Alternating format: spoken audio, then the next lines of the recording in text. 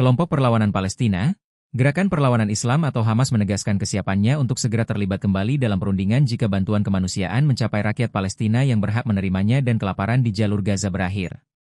Menurut Hamas, melanjutkan negosiasi dalam kondisi kelaparan akan menjadikannya tidak berarti dan tidak berguna, terutama setelah Israel menarik delegasinya dari perundingan di Doha, Qatar. Hamas juga menyerukan kepada masyarakat internasional untuk mengambil tindakan guna segera mengirimkan pasokan makanan kepada rakyat Palestina tanpa batasan atau persyaratan apapun, dan untuk memastikan perlindungan mereka, lapor Al Jazeera.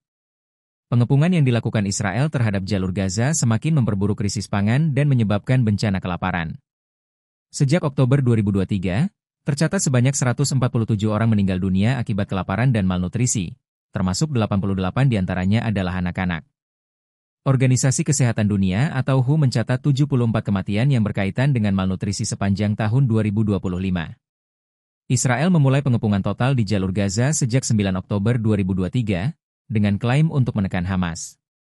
Israel melarang masuknya semua bantuan kemanusiaan termasuk makanan, air, obat-obatan, bahan bakar, dan memutus aliran listrik ke jalur Gaza.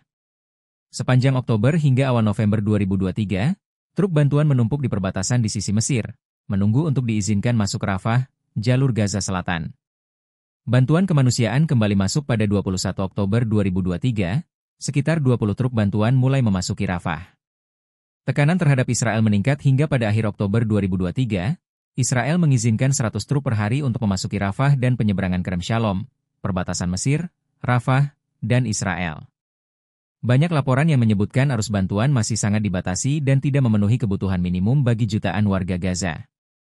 Pada 2 Maret 2025, Israel menutup total seluruh jalur penyeberangan menuju jalur Gaza dan menghentikan masuknya bantuan makanan serta obat-obatan. Tindakan ini memicu meluasnya kelaparan di jalur Gaza. Sementara itu, bantuan dalam jumlah besar menumpuk di perbatasan Mesir, baik di pintu Rafah yang mengarah ke Gaza bagian selatan, maupun di penyeberangan Kerem Shalom. Pengepungan total ini terjadi setelah Israel dan Hamas gagal mencapai kesepakatan untuk melanjutkan negosiasi gencatan senjata tahap kedua. Gencatan senjata sementara itu berlangsung selama 6 minggu dan dimulai pada 19 Januari 2025. Namun keduanya gagal melanjutkan pembicaraan segera setelah tahap pertama berakhir. Pada 25 Juli 2025, Israel akhirnya mengizinkan negara-negara lain untuk mengirim bantuan kemanusiaan melalui udara ke jalur Gaza.